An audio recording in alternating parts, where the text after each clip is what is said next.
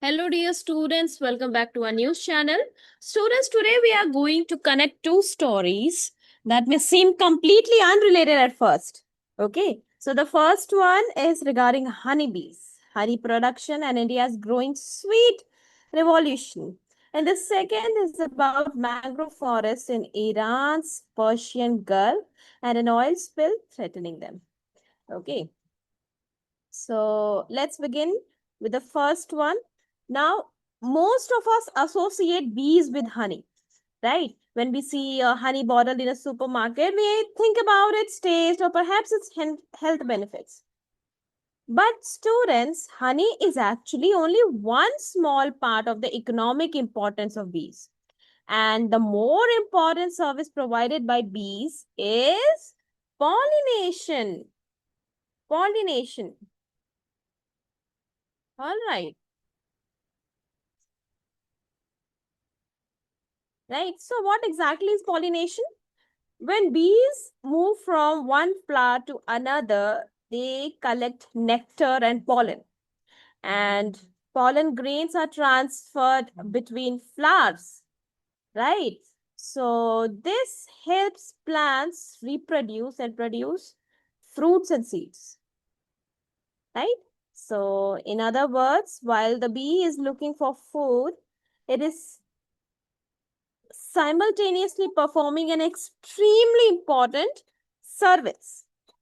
And you know what?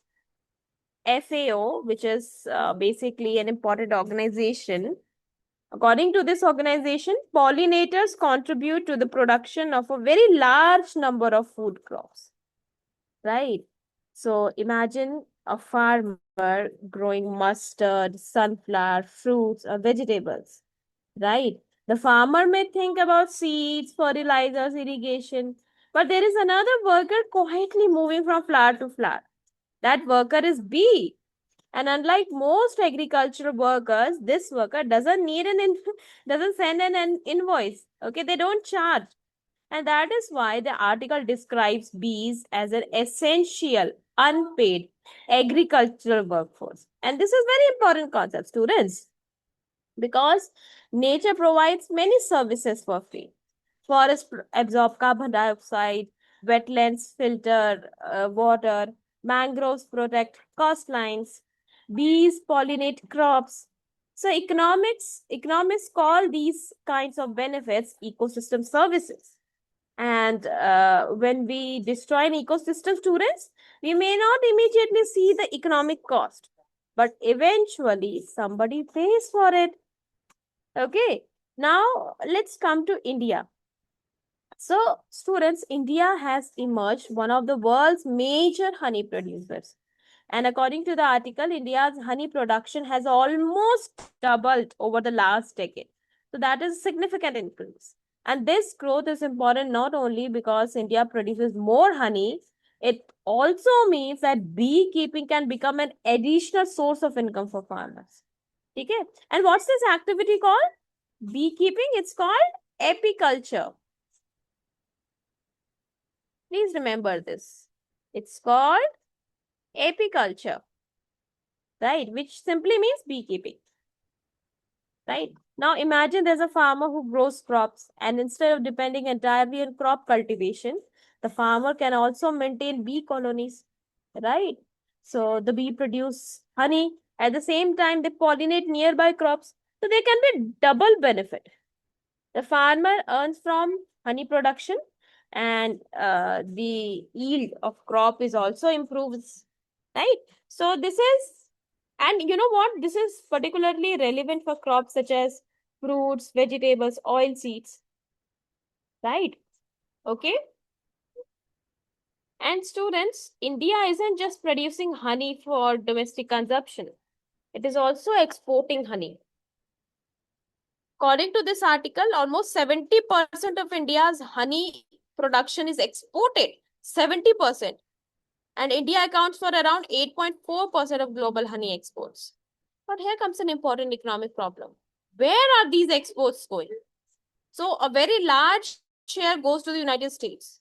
मतलब कि जो यूएस है उसमें 76% इंडिया का हनी जो है वो उधर ही जाता है. Now Why is that a problem? Because excessive dependence on one it creates vulnerability. Okay, so let's take an example. Imagine you are a student. Imagine there's a student and 75% of that student's marks comes from one subject. So if something goes wrong with that one particular subject, overall performance will be bad, na? So this is same. If a country depends heavily on one export market and if there's a sudden change in tariffs, regulations or demand, so that can affect exporters. So that is exactly why export diversification matters. And India has been looking towards markets such as Netherlands, Belgium, Germany, and Israel, right? And उसके साथ साथ देखो एक और problem है जो उसमें बताया गया है. India has a huge population and India is a major honey producer. India is also a major exporter. But you know what? Domestic per capita consumption remains quite low. So the article puts India's annual per capita honey consumption at only 37 grams per person. Annual है ये. इसका मतलब क्या है? India has enormous potential to develop its own domestic market. And why is that? Because a strong domestic market provides another source of demand for producers. Right? So India needs to think about export expansion and domestic consumption. Right? अब इसमें है ना, हम एक बहुत interesting economic issue जो इसमें mention किया है वो ये है कि इंडिया में भी exporting a lot of honey, but how much value are we getting from each kilogram, है ना? तो मतलब किसका जितना हम कर रहे हैं उसका वैल्यू हमें कितना मिल रहा है. तो this is where value realisation becomes important. And the article says that India's honey exports value per ton is $1858, which is quite low if we compare it with the honey from New Zealand's, which is famously called Manuka honey. So India is producing honey, but it isn't necessarily capturing the maximum value from it. Why? What is the reason? One reason is that India often competes in the market as a supplier of relatively low value and bulk honey. ठीक है. अब imagine करो ना कि देखो एक दो products हैं, ठीक है. एक पे लिखा है only honey, only honey is written, right. On the other it says traceable, organic, single floral Himalayan honey with geographical identification, premium packaging. Now the second product can potentially command a much higher price. So the next stage of India's honey revolution should not simply be produce more honey. It should be producing better quality honey and capturing more value from it. ठीक है. तो उसके लिए क्या जरूरत है?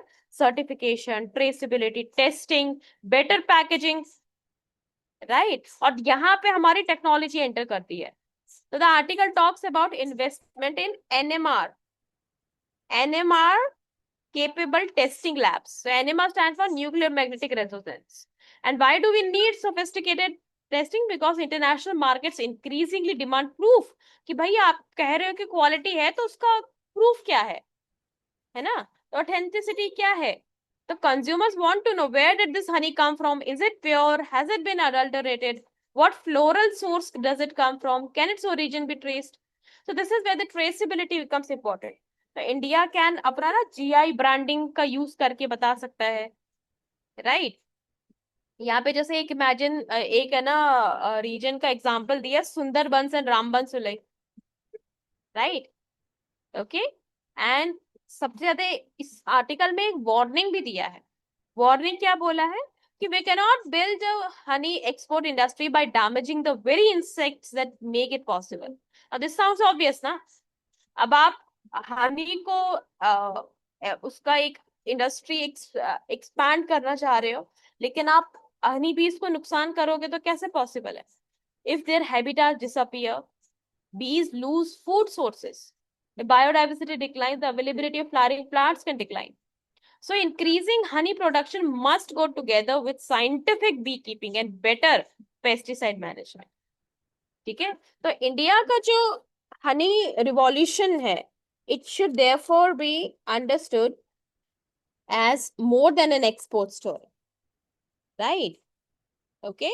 Now students, let's travel to the Persian Gulf, अब यहाँ पे क्या हुआ है, see our second story concerns the Hara mangroves forest of Iran.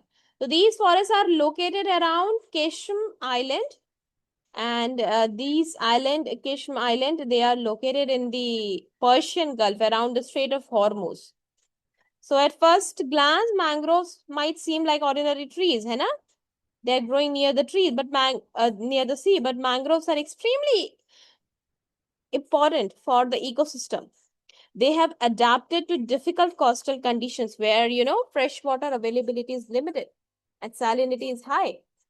और जो hara forests है, they consist mainly of the gray mangrove, right? Gray mangrove trees. इनका scientifically name भी mentioned है, right? So these trees have specialized root system that help them survive in saline conditions, right? Now, why are mangroves so important? So let's ask the same question we asked about bees. What service does nature provide here? Mangroves provide several. First, they help coastlines from erosion. Their roots hold sediments together. They reduce the impact of waves and currents. They act as important carbon sink, मतलब कि वो बहुत सारे carbon dioxide atmosphere से absorb करते हैं. So they help in climate regulation. They provide habitat and nursery ground for marine organisms. So the hara forest shelter species such as shrimp, crabs, numerous fish, and these organisms are important for local fisheries. And if these are destroyed, it doesn't simply mean losing trees. It can affect an entire food web, right? It can affect fishermen, their livelihood, and eventually it can affect food security. So hara forests are quite important for tourism. The mangroves form fascinating waterway around Keshm Island, and visitors can travel through these waterways and experience the whole ecosystem. Okay, so इसीलिए जो environmental protection है इसको कभी भी हम लोग है ना इकोनॉमिक डेवलपमेंट में नहीं देखते, राइट? अब प्रॉब्लम क्या है यहाँ पे? Unfortunately, the Hara forests are now facing a major environmental threat. So, the recent satellite images have reportedly shown an oil spill near the southern coast of Keshm Island.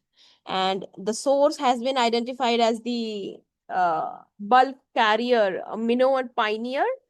Okay. और ये जो है basically it has been leaking heavy fuel oil, right? तो इसमें एक projectile से struck हुआ था, उसके बाद ये बहुत सारा ऑयल लीक कर रहा है सी पर. Now the oil slick stretches for around 160 kilometers according to the article.